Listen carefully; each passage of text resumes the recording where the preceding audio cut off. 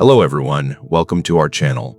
There are places in the Appalachian Mountains where the map goes quiet, places where roads dissolve into dirt, where hollows choke out the sunlight, and where the only thing older than the trees are the stories buried beneath them. Stories of people who vanished without a footprint, stories of lovers who never walked out of the woods, stories of ghosts that return for justice. And stories so violent, so bewildering, that even decades later the mountains still refuse to give up their secrets. Tonight, we're stepping deep into that darkness, far from the hiking trails, far from the campgrounds, far from anywhere a scream could carry. These are not legends polished by time. These are real events, real victims, and real places that still sit untouched in the middle of the Appalachian nowhere. And once you hear what happened there, you may never look at these mountains the same way again.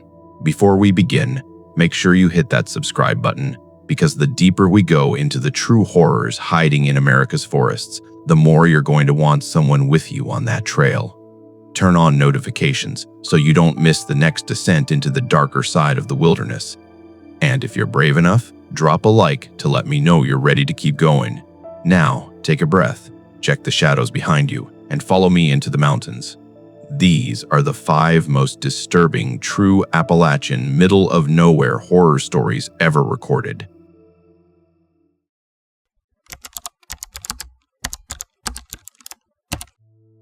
There are stories the Appalachian Mountains keep for themselves, and when they do, you can feel it in the air.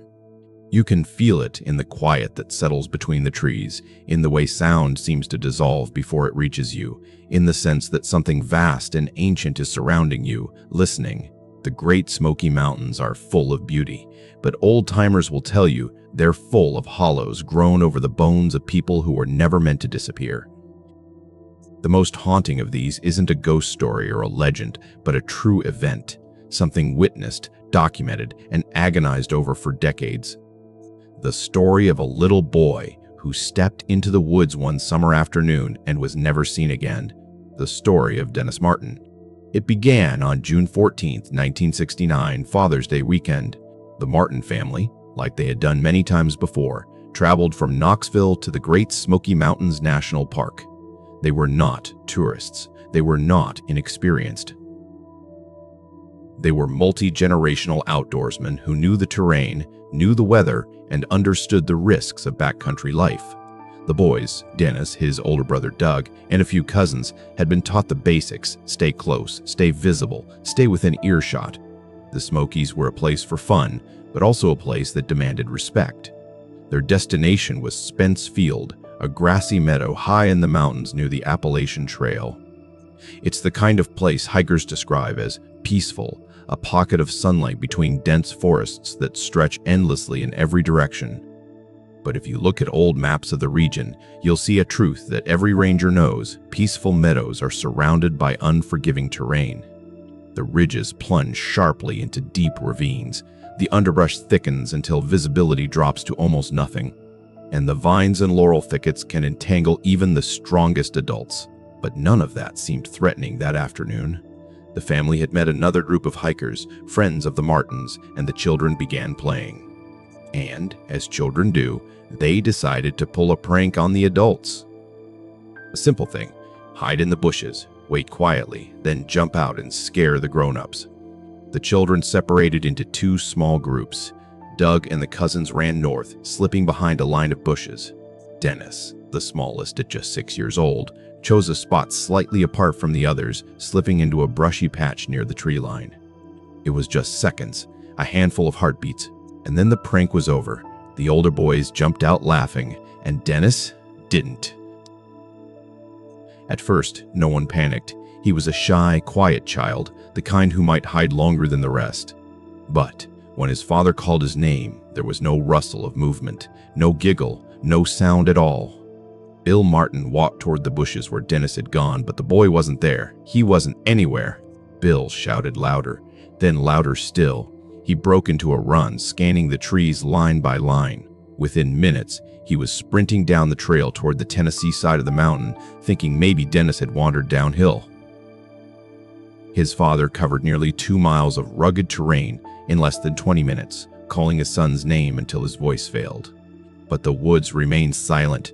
Damn me! What happened between the moment Dennis stepped behind the brush and the moment his father reached the tree line has consumed investigators, search and rescue experts, and armchair detectives for more than 50 years.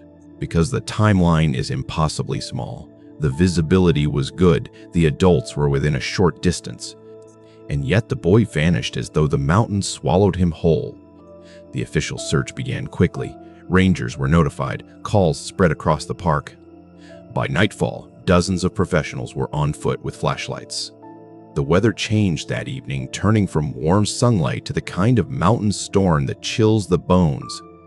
Rain hammered the slopes, fog rolled in, winds broke branches and drowned out sound. The temperature dropped sharply. Those who were there described the storm in the same way, as if the mountain was erasing something. Tracks, scents, broken twigs, anything a trained searcher might use, were washed away in hours.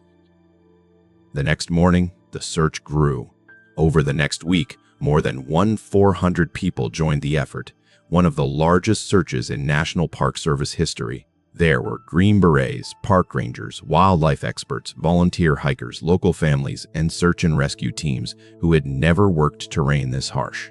They combed miles of ridges, ravines, creeks, and gulches. They formed human chains. They crawled through undergrowth so thick it tore clothing. They waded through streams cold enough to cause hypothermia. Not a scrap of clothing. Not a footprint. Not a hair. Nothing. For days, the search teams operated under the assumption that Dennis was alive.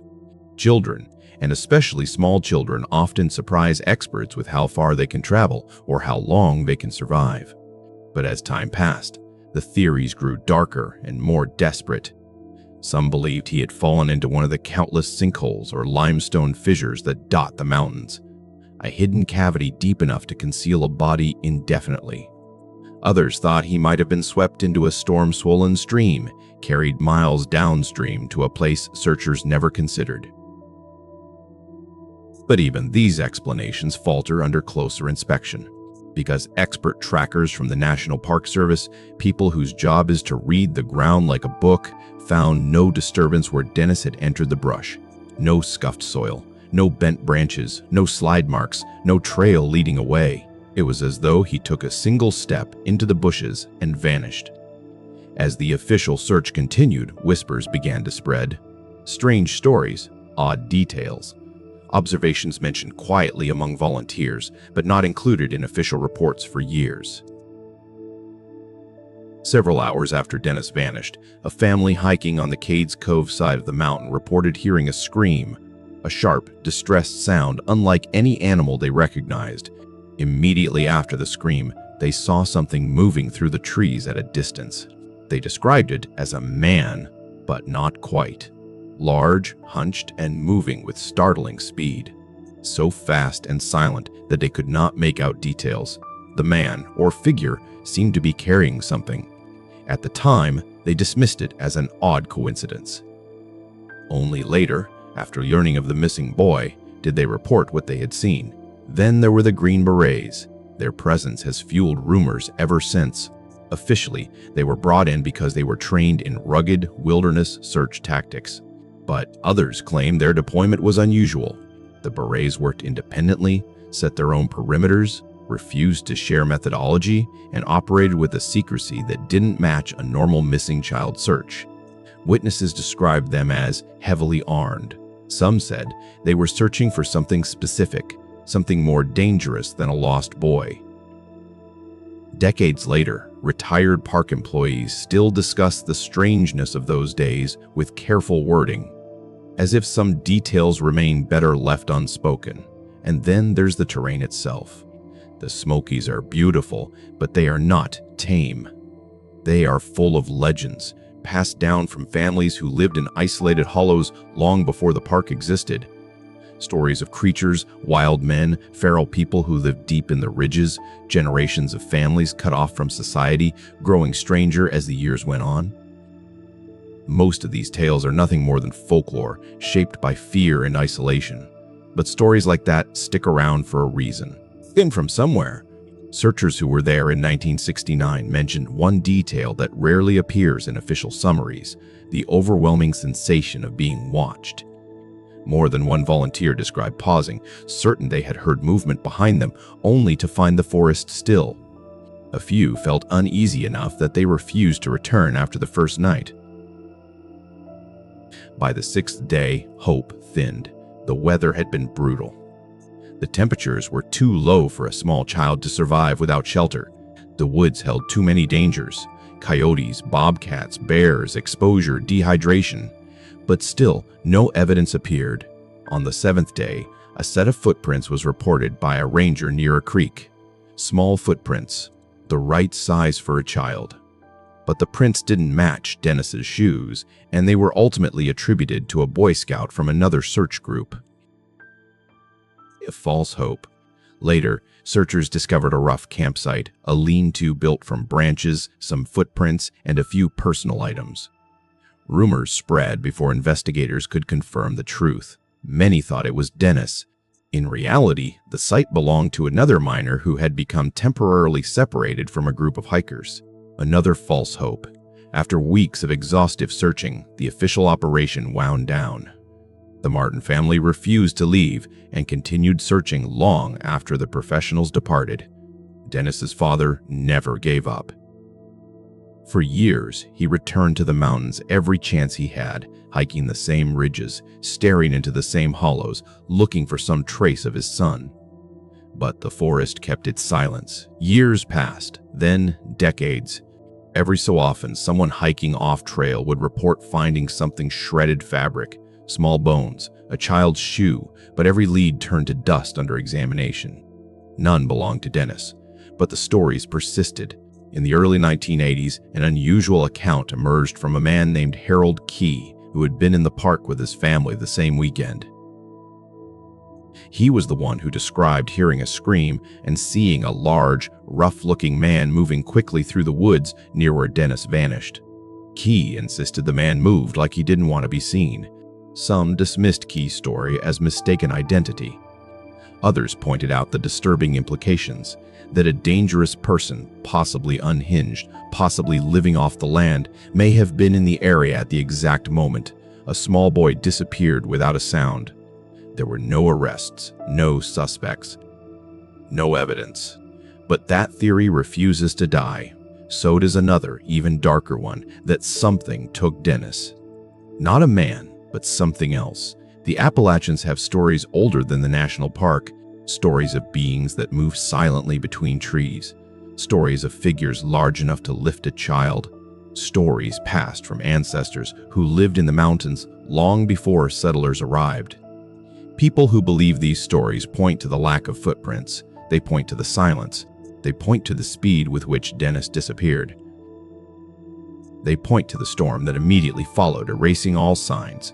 They point to the eyewitness account of a figure carrying something through the woods. And they say, the mountain took him.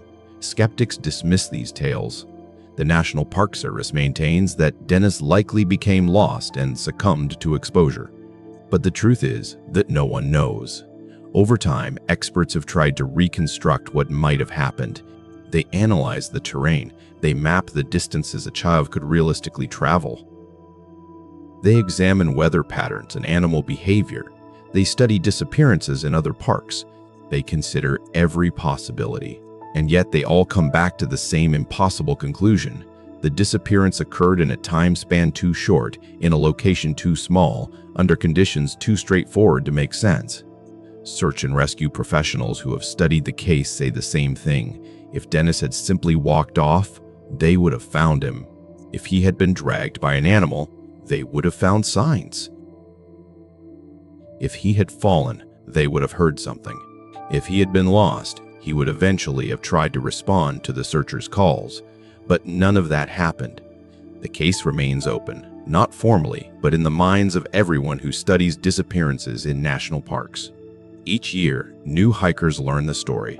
Many stop at Spence Field, standing in the same meadow, looking at the same tree line, feeling the same breeze move through the grass. They wonder how a child could disappear in broad daylight. They imagine the moment the prank ended and reality shifted. They imagine a small, shy boy stepping into the bushes and never stepping out. And they look at the mountains differently after that.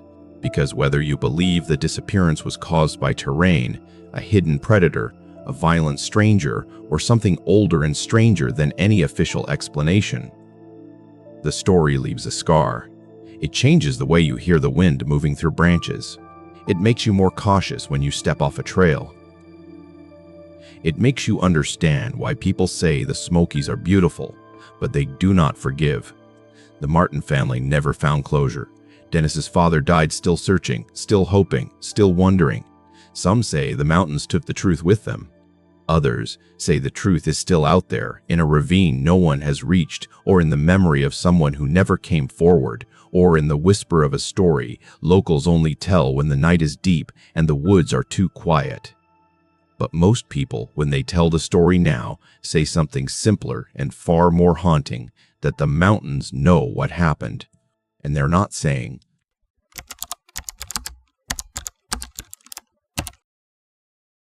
there are crimes that bruise the landscape long after the people involved are gone, and then there are crimes that seem to wound the land itself, carving a quiet scar into a place until every trail, every overlook, every gust of wind feels changed. The Shenandoah murders of 1996 belong to the second kind. They unfolded in one of the most beloved national parks in the United States, a place families visit to heal, to rest, to breathe, to rediscover beauty. And yet the story that took shape there is one of the most devastating to ever emerge from the Appalachian wilderness. When people speak about Julie Williams and Lollie Winans today, they often begin by remembering who they were before the violence. Two bright young women who found peace in the outdoors. Two people who loved the wilderness, not because it was easy, but because it was real. They were partners, soulmates, adventurers. They met through a shared passion for nature, conservation, and survival skills. Julie, at 24, was gentle, thoughtful, analytical. Lollie, 26, was vibrant, intuitive, magnetic. They were part of an outdoor program designed to empower women through backcountry skills, and the woods were their sanctuary, not their escape. In May of 1996, when the weather was warm enough for long hikes but cool enough to keep the crowds away, they planned a short getaway into Shenandoah National Park. They were experienced backcountry travelers. This wasn't a reckless expedition into unknown territory. It was a quiet trip, a celebration, a chance to be together away from the judgment of the outside world. The park, with its rolling ridges, fern-lined trails, and breathtaking overlooks, felt safe. But safety can be a fragile illusion, even in the most tranquil places. They entered the park near Skyland Lodge, a central point in the park's extensive trail system. They hiked, talked, laughed, and explored, eventually choosing a secluded campsite next to a small mountain stream. They selected the spot deliberately far enough off-trail to be private, close enough to water to feel peaceful, distant enough from other campers to feel like they had the entire wilderness to themselves. The campsite was quiet, undisturbed, serene. A few days later, rangers began to notice something strange. Julie's dog, Taj, was found wandering alone near Skyline Drive. He was friendly, approachable, and confused, but unharmed. Dogs don't usually wander away from their owners without reason. Rangers noted the discovery, unsure what to make of it. They didn't yet know that a nightmare was unfolding deep in the forest. On June 1st, 1996, the bodies were found. Two rangers, following a hunch, traced possible backcountry routes that matched where the dog had been spotted. They moved quietly down the trail, listening to the water rushing over rocks. As they approached the hidden campsite, one ranger called out, expecting to see two hikers step into view. No one answered. Tents usually look inviting, bright shapes in the woods that promise warmth and shelter. But the tent before them was wrong somehow. Too still, too silent, too untouched by the breeze. And then they saw what was inside. Julie and Lollie had been murdered. The details were horrific. The brutality inflicted upon them stunned even seasoned law enforcement officers. The killings were personal, deliberate, and filled with a cruelty that suggested rage or twisted intention. Both women had been restrained, Both had been attacked with precision, and both had been killed in a manner so violent that the rangers who found them struggled for years to speak of what they saw. What struck investigators first was the contrast between the beauty of the place and the horror of the scene.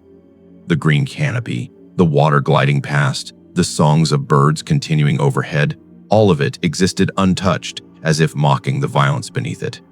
The campsite didn't look like a place where terror had erupted. It looked like a place where two people had been living peacefully, unaware that someone was watching them. And that became the question haunting the investigation. Who was watching them? Because someone must have been. Someone must have stalked them quietly through the trees. Someone must have approached their hidden campsite without detection. Someone strong enough, skilled enough, or unhinged enough to bind two trained outdoorswomen who would have fought with everything they had. Someone who knew exactly how to strike. The FBI descended on Shenandoah almost immediately. Evidence was gathered, logs were reviewed, interviews conducted. But nature is a merciless keeper of clues. Rain, wind, animals, and time had already erased much of what might have helped solve the crime. What remained was chilling: the positioning of the bodies, the restraints used, the precision of the attack. It was the kind of violence that suggested intent, not opportunity. The killer didn't stumble upon them. The killer found them. Fear rippled through the park and beyond. Visitors became restless. Locals whispered about a predator loose in the mountains. The national media descended, and into that public panic stepped a suspect, a man named Daryl David Rice. Rice had been arrested in 1997 for an unrelated assault on another woman in the park. He was aggressive, volatile, and known to harbor deep hatred toward women and LGBTQ+ individuals. Prosecutors believed they had their man. They pointed to his violent past, his presence in the park around the same time, his statements to investigators. A federal indictment followed, but the case was far from airtight. Evidence was circumstantial. The more experts reviewed it, the less certain they became. In 2004, charges were dropped due to lack of proof. The FBI made the rare admission they could not tie him to the murders, and so the case slipped back into darkness. But where law enforcement struggled, stories grew. Some hikers claimed they had encountered a strange man in the park around the same time, someone who stared too long or appeared suddenly on remote trails. Others whispered that the killer might have been someone living off the grid in the forest, a person with no address, no name, no traceable presence. The mountains are enormous. There are places deep within them where no one goes, hollows untouched for generations. If someone wanted to vanish there, they could. As years passed, the story of Julie and Lollie transformed from a headline into a haunting. People who hike the Shenandoah backcountry today often don't know the details, but they know something happened. They talk about a heaviness near certain trails, a sense that the woods there hold secrets. Rangers who have worked the park for decades sometimes say they feel watched in specific areas, though they laugh it off immediately afterward. No one wants to admit that certain stretches of trail feel different, that certain silence feels unnatural. But that silence has reasons. The brutality of the murders suggested the killer was not a beginner. The way the women were restrained suggested planning. The remoteness of the campsite suggested familiarity with the park, and the lack of witnesses suggested confidence. The killer wasn't afraid of the wilderness. The killer used the wilderness. In 2022, more than 25 years after the murders, the FBI announced a new development. Advances in DNA testing had identified a suspect, a serial offender named Lewis Clark. He had died in 2015. He could no longer answer questions, deny accusations, or stand trial. The case could not be officially closed, but investigators stated with unusual clarity that they believed they had found the likely killer. But even with a suspected name, the wound remains, because the truth is not just in identifying the person. It's in understanding the moment the wilderness shifted from a place of refuge to a place of terror. Julie and Lollie died in the mountains they loved, in a setting they cherished, in a place where their guard was down because they trusted the land. That trust was betrayed.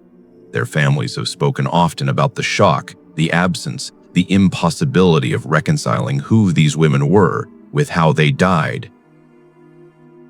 Friends from their outdoor program described the way Lollie laughed when she built a fire, or how Julie would stop on the trail to identify bird calls. The park was not just scenery to them, it was a part of their identity, and that's what makes the story so devastating. This wasn't a naive pair of hikers wandering carelessly into danger. These were strong, capable women who respected the wilderness. They followed safety practices. They knew how to navigate, how to assess risk, how to secure a campsite.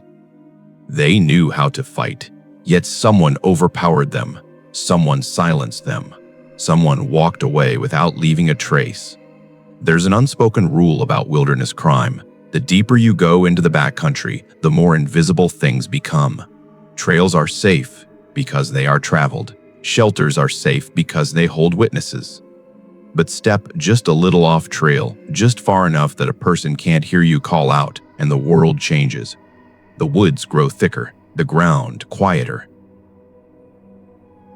the canopy darker. Sound doesn't travel the same way. Voices don't carry. Footsteps vanish into soft moss. A determined predator in that environment has an advantage even experienced hikers do not. Julie and Lollie chose a hidden campsite for privacy, believing solitude was safety. Instead, it made them vulnerable. In the years since, park officials have altered their recommendations, subtly encouraging backcountry campers to remain closer to designated sites or established areas. Not out of fear, but out of respect for a tragedy that redefined what it meant to camp alone in Shenandoah. But ask people who live near those mountains, people who hike them year-round, and many will tell you the same thing. The place where the murders happened still feels different. Trees feel too dense. The air feels still even on breezy days. Evening seems to fall faster there. Not dark exactly, just darker, as though the forest remembers, and maybe it does. Maybe the sense of unease is nothing more than imagination, triggered by a story that refuses to fade. But for some, the feeling is too strong to ignore. Some hikers avoid that region entirely, unable to shake the thought of what happened there. Others walk through it in silence, paying quiet respect. But regardless of belief, regardless of whether you view the mountains as sacred or ominous, one truth remains: Julie and Lollie's story is not just about horror. It is about trust shattered, love interrupted, violence hidden within beauty. It is about a place that promised peace and delivered terror. It is about a mystery that lingered for decades before science illuminated the shadows. But even with a likely suspect identified, closure is incomplete. Because justice is not simply the naming of a killer. Justice is the reclamation of the land. Justice is the healing of memory. Justice is the assurance that what happened to them will not happen again. And for many, that assurance still feels fragile. Shenandoah National Park remains breathtaking. Tens of millions of visitors have walked those ridgelines since 1996 without incident. The streams still murmur. The overlooks still stun. The wildflowers still bloom. Life continues, the land endures. But somewhere deep in the forest, in a place where sunlight barely filters through the leaves, the echoes of Julie and Lollie's final moments linger. And as long as people tell their story, as long as hikers walk those trails with a little more caution, as long as the wilderness is treated with the seriousness it demands, their memory stays alive. Some stories fade with time. This one does not, because the mountains remember. And so do we.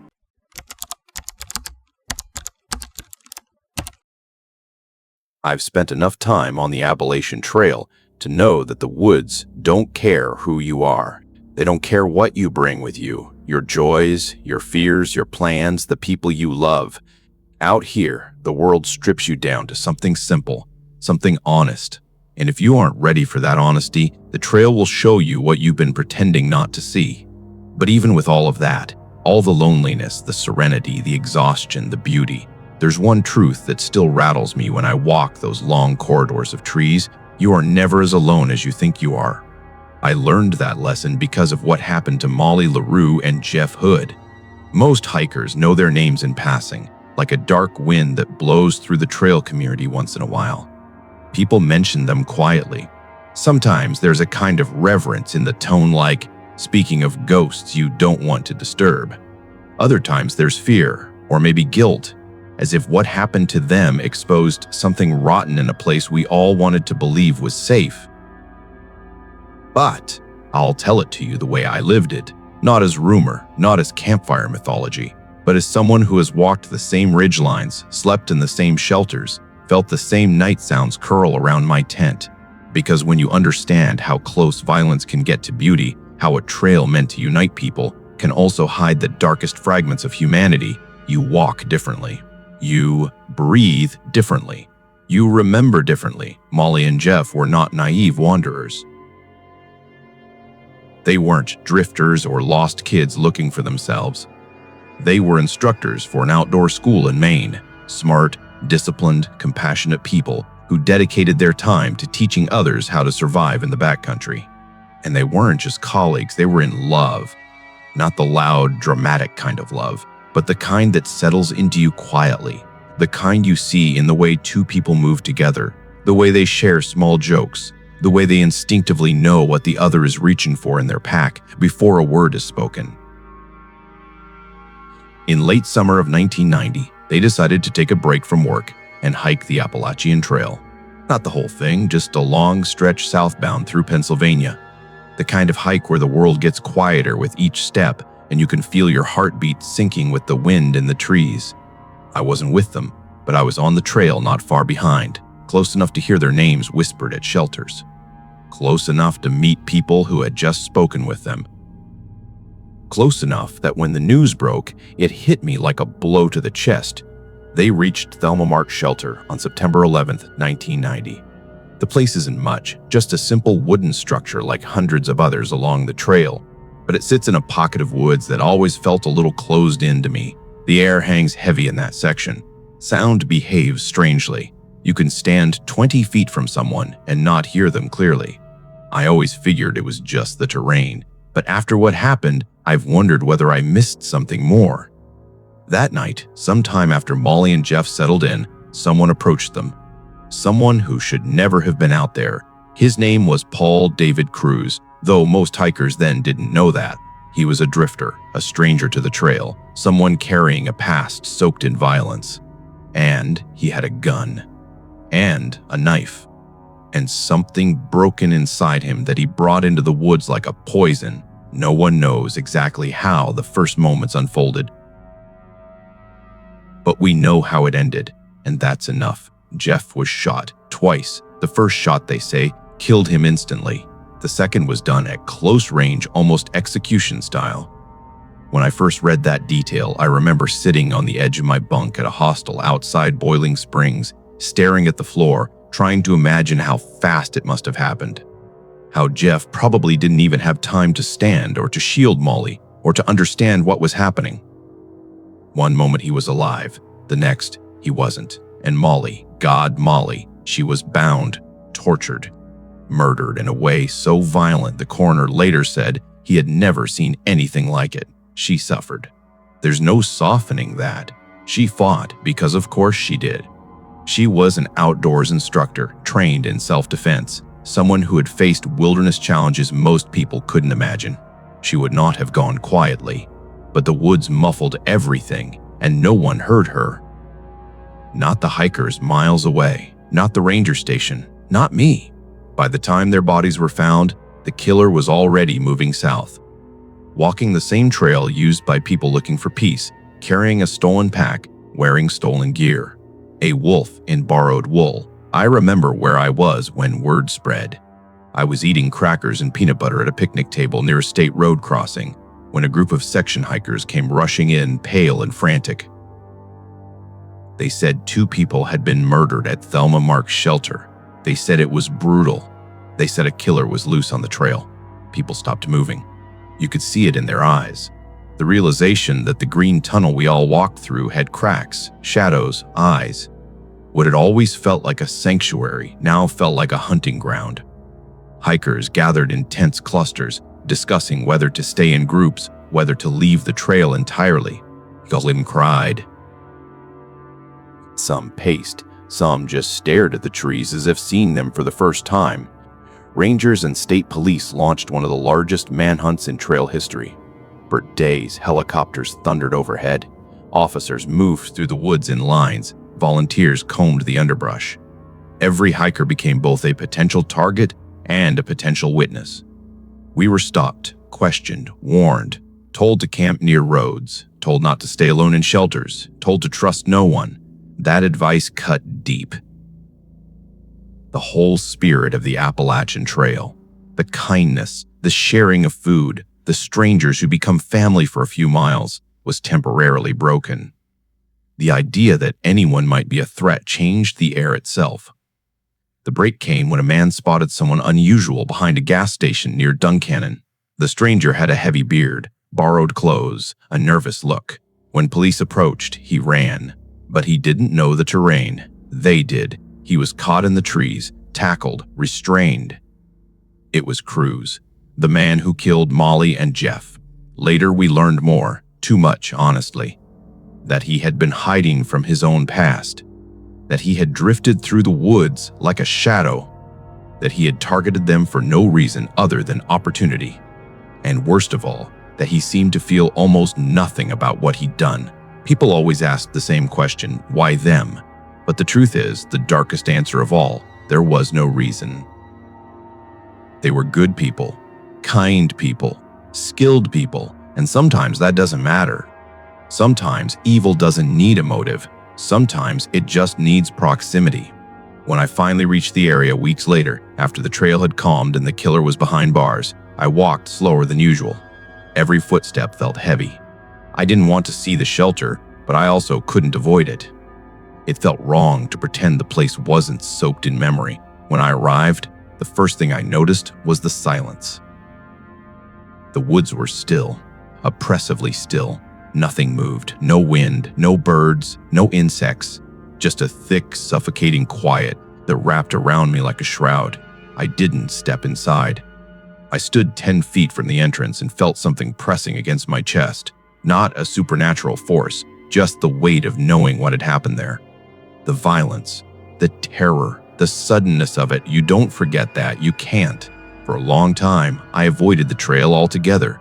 Every time I thought about going back, I heard their names again. Molly, who taught survival skills to frightened students, and Jeff, who comforted others before himself. I thought about the last moments of their lives and how the wilderness they loved had betrayed them.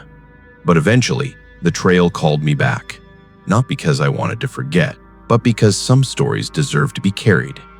When you hike the AT long enough, you realize you're walking through layers of memory. Your own, the trails, and the memories of those who never got to finish their hike. Molly and Jeff are part of that now. Sometimes, when I'm alone in a shelter at dusk, I think about how fragile safety really is. How a wall of trees can feel like a fortress one moment and a trap the next.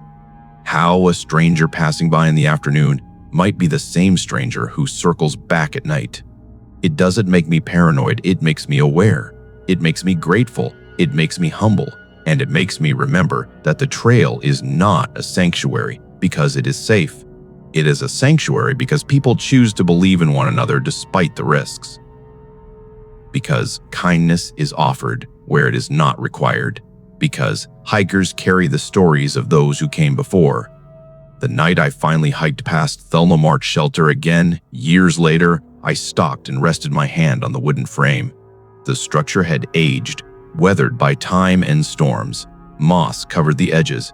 Leaves had gathered in the corners. But the air still felt different there, like something unresolved lingered in the grain of the wood. I whispered their names into the dark. Not because I believed they could hear me, but because the trail did, the woods did, and because saying their names aloud honors the fact that they lived, they loved, they walked these same miles with the same hope that we all carry. If their story teaches anything, it's that the wilderness is not gentle, it's not moral or immoral, it's indifferent. And that indifference can be beautiful. but it can also be terrifying. Crews brought violence into a place meant for peace, but the trail remembers the people he tried to silence. To this day, whenever I lace my boots at the start of a long hike, I think of them.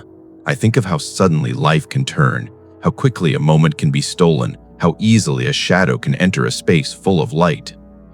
And I remind myself that even though danger is rare, it is real. You respect the trail. You trust your instincts. You stay alert, but you keep walking anyway, because the trail belongs to people like Molly and Gia far more than it ever belonged to the man who took them from it. When the wind moves through the trees near Thelma Mark's shelter now, sometimes it makes a hollow sound, soft, almost like a sigh. And when I hear it, I remember why we keep telling their story. We do it so they are never reduced to a cautionary tale. We do it so the trail continues to hold their footprints, their laughter, their love. We do it because remembrance is a kind of justice too. And when the woods grow quiet, I still feel them there, not as ghosts, but as reminders. Reminders that even in the darkest corners of the Appalachian wilderness, the light people leave behind is stronger than the violence that took them.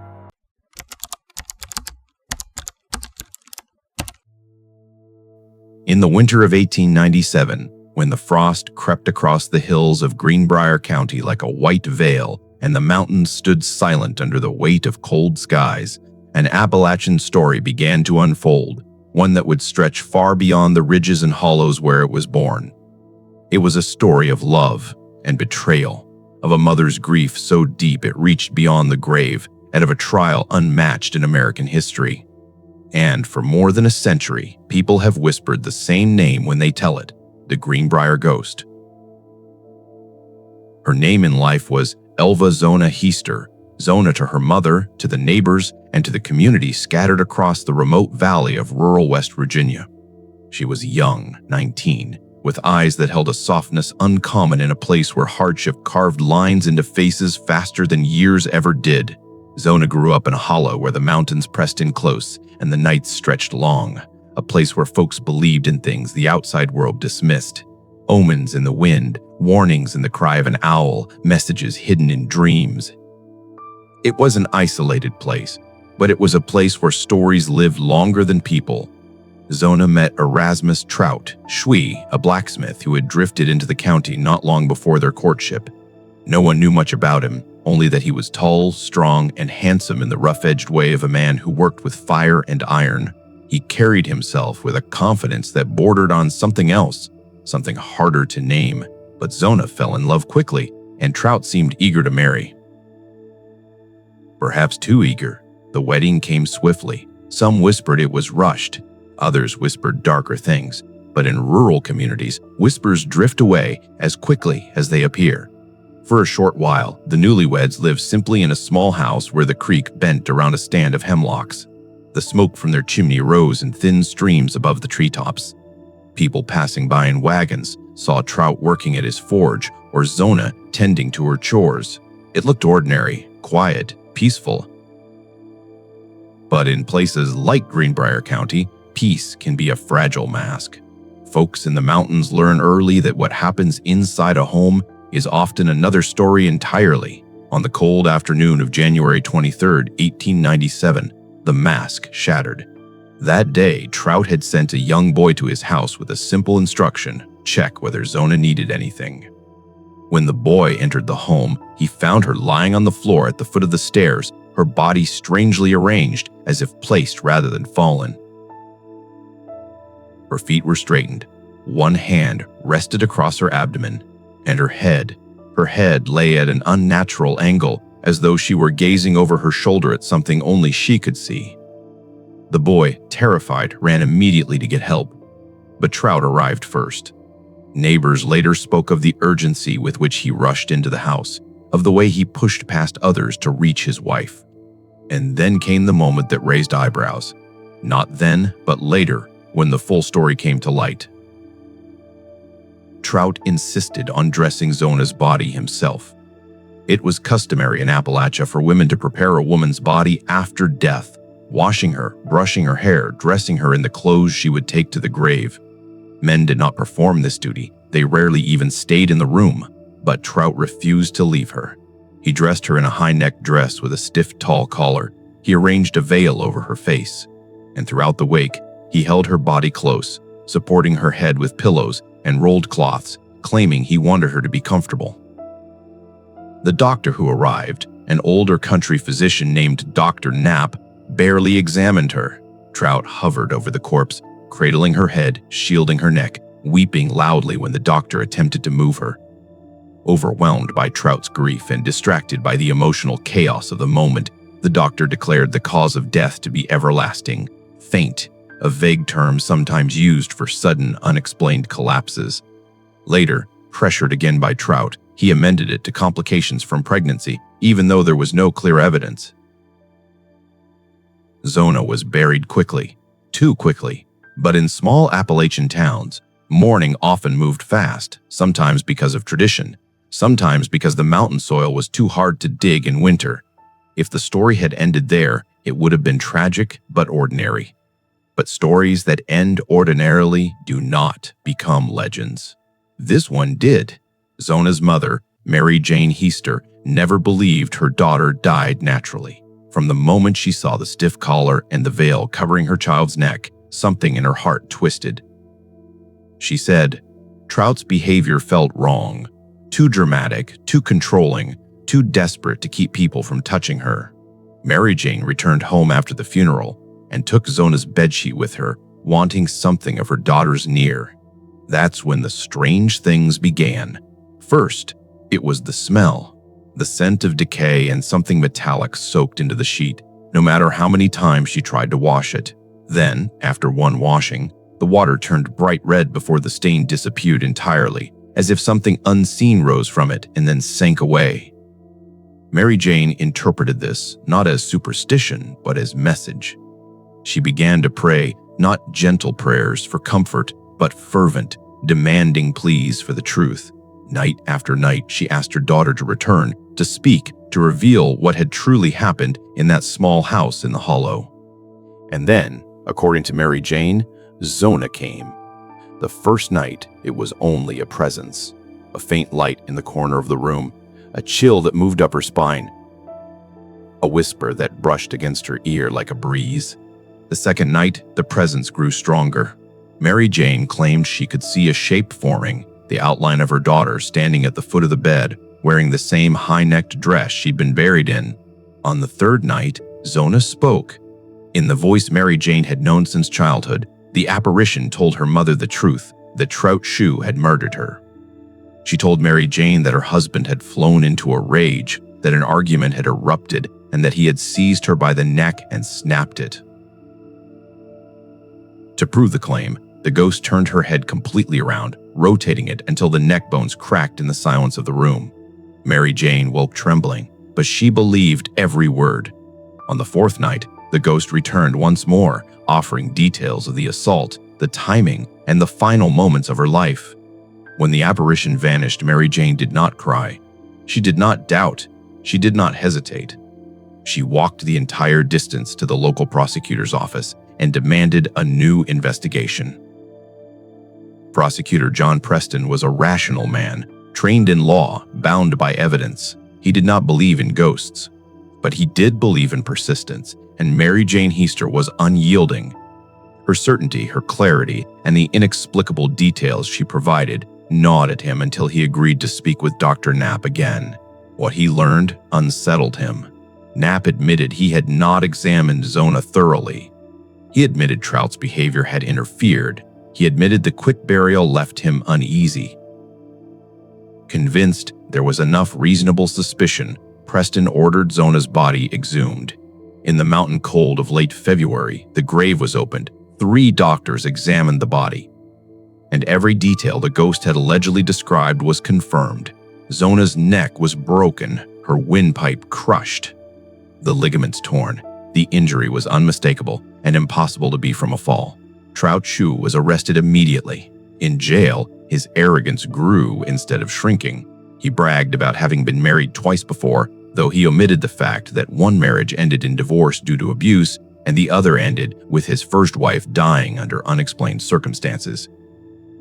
He spoke confidently, insisting no jury would convict him, and in one moment of chilling clarity, he said he knew he would never be found guilty because no one could prove anything, but he was wrong. The trial drew crowds from across the region. People arrived in wagons from distant hollows, traveled from neighboring counties, and squeezed into the small courtroom until every bench was filled. Some came for justice, some came for curiosity. Others came because they felt the mountains themselves had asked them to bear witness. The strangest moment of the trial came when prosecutors called Mary Jane Heaster to the stand. They did not intend to ask about the ghost, but the defense attorney did, believing he could discredit her, embarrass her, destroy her credibility. He pressed her relentlessly about the visions, the visitations, the details her daughter's spirit allegedly revealed. But Mary Jane did not waver. She spoke calmly, firmly, with a conviction that silenced the courtroom. She described the ghost's visits, the rotating of the head, the warnings, the truth. And the more she spoke, the quieter the room became. Not because everyone believed her literally, but because everyone believed she believed. And in those mountains, belief carried weight. Trout's attorney hoped to make her appear unstable. Instead, he made her unforgettable. The jury took only an hour to convict Trout Shue of murder. He was sentenced to life in prison and died behind bars a few years later. Some say he was despised by other inmates. Others say he lived in fear of the story following him. But most agree that justice, by earthly or supernatural means, found him. The Greenbrier ghost case remains the only time in American history that testimony from a supposed ghost played a direct role in a murder conviction. Some insist the ghost was real. Others believe Mary Jane invented the story to compel authorities. Still others argue that whether the ghost appeared or not is irrelevant. The truth needed a voice, and Mary Jane provided it. But the legend persists because it taps into something deep in the Appalachian soul, the belief that the dead do not always rest quietly, especially when wronged. That a mother's grief can cut through the veil between life and death. That justice, when denied by the living, may come through other means. Today, people still visit Zona's grave. Some place flowers, some leave tokens, some whisper apologies or ask questions into the still Appalachian air. And those who walk past the old house where she died claim the trees feel colder there, the wind sharper, the shadows longer, just a little. Whether or not the ghost truly appeared, the story endures because Appalachia remembers its own. Zona's voice, earthly or otherwise, rose from the mountains in a time when women had few rights, when abuse hid easily behind closed doors, when the truth was often buried with the dead. But in this case, the dead refused to stay silent. And ever since, when the winter wind sweeps across Greenbrier County and carries its low, mournful sound through the hollows, people say it's not just the wind you're hearing. Some say it is Zona herself, reminding the mountains, and all who walk them, that truth does not die simply because a voice is silenced.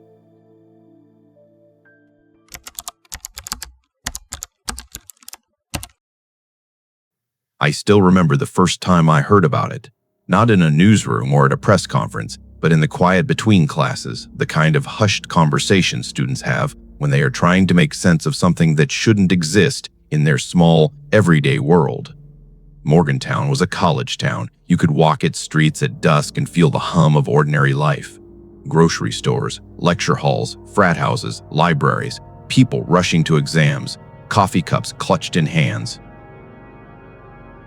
It felt safe in the way university towns do. Loud, cluttered with routines, buffered by the idea that most dangers are distant and abstract. Then, one ordinary afternoon, that buffer broke. I wasn't a close friend of Mared or Karen. I knew their names because they were students at WVU, because rumors travel fast on campus, because the kinds of things that happen in one corner of a community are breezed into every other corner within days. But knowing their names was different from understanding what it meant to lose two lives so violently. It took time for the reality to settle into me, and even longer for the weight of it to shape the way I moved through that town. When the news came, 2 women found badly beaten, both dead. The town reacted like someone who has been slapped. Headlines swallowed the next week's events. Conversations hardened. Oh, people who had spent their lives thinking the scariest things were on television suddenly realized those things could happen here, in their classrooms, in their apartments, on nights when the street lamps hummed the same way they always had. The details that leaked out were brutal in a way that made people look away and, at the same time, stare harder. It was as if staring made it more real, and pretending it wasn't real made it worse. I started spending time near the places they had known, the neighborhoods that felt small and intimate and now fragile. Walking the same sidewalks, I noticed the small things, porches that had always been sagging, dogs that barked a little longer, curtains drawn a little earlier. There was a sense of a town taking a collective breath and trying to hold it. People left flowers at makeshift memorials, and the act of kneeling and placing a single bouquet felt like the only bridge between ordinary life and the enormous mystery of how two young women met such a violent end. As the investigation progressed, rumors swirled like wind through bare branches. Everyone seemed to have an opinion, a theory, some suspicion that made them feel less helpless. Was it an intruder, a stranger, someone who knew them? The official reports trickled out with a cautious, bureaucratic rhythm. Autopsy reports, timelines, the names of detectives. But there were gaps. Big, jagged gaps that bureaucratic language could not fill. Those gaps were where the townspeople lived their fear. Those gaps were where conspiracy and myth and memory insisted on meeting. For those of us who stayed in town, who read the police blotter with the same dread every week, the case became a kind of mirror. It reflected our apprehensions about the night, about the safety of our routines, about how fragile the things we assumed define normalcy really are. I remember thinking often about the arbitrariness of violence. It could be abstract in the hours when the news cameras left, but at night, in the quiet of my apartment, it became personal, an idea that reached into the mundane details of life. I pictured the last dinner a friend might eat, the last joke told between roommates, the last page of a textbook studied under lamplight. That collapse of normalcy haunted me. Months into the investigation, and for years after, there were names attached. Suspects, people of interest, the accused. Some were arrested and then released. Evidence was examined, re-examined, dismissed, or amplified. Courtrooms grew full of people looking for clearer narratives. Families testified, lawyers argued. The legal machinery turned slowly, grinding toward answers that often felt partial. I watched hearings and read transcripts, feeling that the language of law, careful, technical, precise, didn't always capture the damage done to the living, to the memory of those who were gone. What struck me more than anything was how a place rearranged itself in the wake of such violence. Morgantown's streets, the bars and the laundromats and the corner stores kept functioning. People still walked to class, still worked the shifts they had always worked. Life persisted, stubborn and stubbornly resilient. But there was a new caution stitched into ordinary gestures, a glance over the shoulder before stepping out, a friend walking someone home, the tightening of keys in a fist as you cross a parking lot at night. Those changes were small, but they accumulated into a new communal posture, an awareness born of grief, unease, and the desire not to be naive again. I worked for a while in a place that brings people together, coffee shop, student center, anything that keeps me talking with others. Conversations there often turned to the case because it was impossible not to speak of it. People wanted both answers and reassurance. They wanted the world to return to the version they liked, where dangers had plausible distances and where evil had motives that could be explained. The reality resisted that comfort. Violence, as the case showed again and again, can arrive without a tidy explanation. It can be sudden, senseless, and devastatingly efficient. That kind of randomness is harder to recover from because human beings like narratives. We build them to get through the night. When there isn't a narrative that makes sense, we invent one, or we cling to fragments and reshape them until they fit our desire for closure.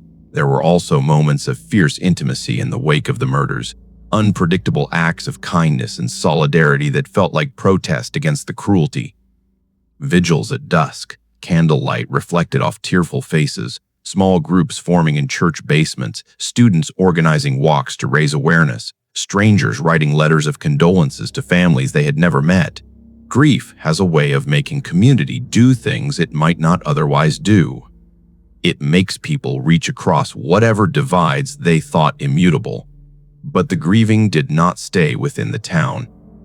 The story stretched outward into national conversations about violence, about the vulnerability of women, and about how institutions respond when trust is breached. People debated policies, policing practices, and the way media covers crimes that shock communities. There were takeaways and lessons pulled from the wreckage, but lessons are not the same as the people whose lives were ended. Lessons are abstract, the loss was not.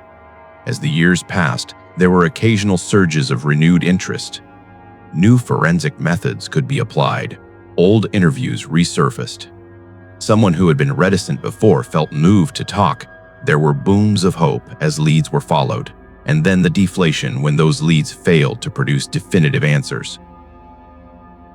The cycle was emotionally exhausting for families who had to relive the worst moments of their lives again and again.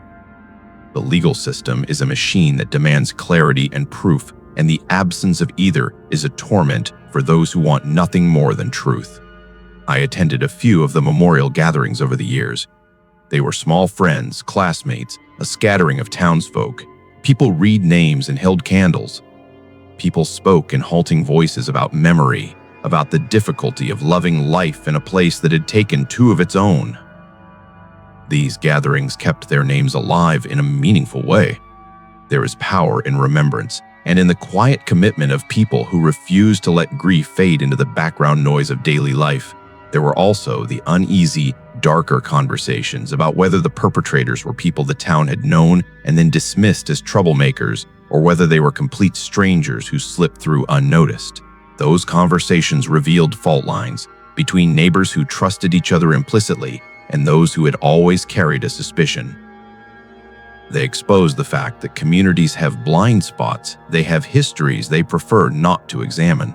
Sometimes, violence magnifies those blind spots until they're impossible to ignore. I've thought about the families most of all. People like me can debate policy and speculate about motives, but it is the families who hold the rawness. I remember once seeing a mother of one of the victims step to a podium at a university remembrance event. Her hands trembled as she spoke. Her words were simple, not rhetorical. She wanted the world to know the person her daughter had been. She wanted her name to be more than the headlines.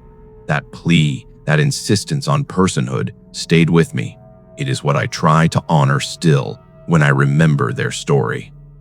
Time does something strange. It both softens and intensifies. Some wounds dull at the edges yet never vanish. On anniversaries, the town felt the old ache surge again, as if a distant drumbeat had returned to the surface. Names resurfaced in conversations. Old articles were reread. New people students, new to the town, learned the story and brought fresh shock to it. For those who had experienced it firsthand, the anniversary was a day of heaviness, a reminder of what was lost and what could have been. There were moments of bureaucratic frustration too. I watched records requested, denied, files shuffled. I saw how institutions sometimes seemed more adept at protecting themselves than at offering solace to those who needed it most. That bureaucratic inertia is infuriating to witness. It can feel like an additional layer of injustice, a reminder that systems do not always align with human grief. And yet, despite all the frustration, there was also a resilience, a stubborn insistence on living well despite the awareness of danger. I saw students organize late-night walks, where groups would pledge to look out for each other. I saw neighbors install better lighting, community groups push for improved safety training and resources. Those responses, small, practical, human, are the kind of things that make me believe communities can change in the wake of tragedy without losing their souls. When I walk through Morgantown now, years later, there are places where I hesitate, not because I fear shadows, but because memory lingers in the air. There are streets that keep the echo of conversations that once happened there. There are windows where people once looked out and worried about their children. Those traces are quiet, but they are there and they matter. Sometimes I wonder about the ethics of remembering. How do we honor the dead without perpetuating sensationalism? How do we hold on to the lessons without reducing lives to cautionary tales? My answer, small as it is this: hold names gently and persistently. Tell the stories with care. Make the memory useful by supporting policies that protect the vulnerable and by cultivating compassion in everyday life. That is the minimal work we owe those who were taken. The story of the WVU co-ed murders is not a neat narrative with a tidy resolution. It is raw and messy and stubbornly persistent. It is a wound that shaped a town's character and a reminder that safety is something we must actively build and maintain. There are truths we can state plainly. 2 young women died violently. Families were broken. A community changed. There are truths we cannot state cleanly, about motives, about timing, about certain final moments that remain opaque. What I carry with me is the conviction that the best way to honor them is not just to remember, but to act, to look out for one another, to teach care as much as caution, to insist, loudly and quietly, that communities are responsible to each other. The rest answers that the legal system may or may not provide are part of a slow, ongoing struggle. Years later, when I pass the places where students once gathered and where memorial flowers once wilted into the dirt, I sometimes nod toward the spot, a private salute. I've learned to keep a careful balance between sorrow and life, between the duty of memory and the necessity of moving forward. The murders shaped us, yes, but they did not define the whole of us. We kept living, we organized, we tried to be kinder to each other, and maybe that is the quiet, lasting thing they would have wanted, that their names be remembered with tenderness, that their lives be more than the violence that took them, and that the town they loved grow a little safer because we learned finally how much work that takes.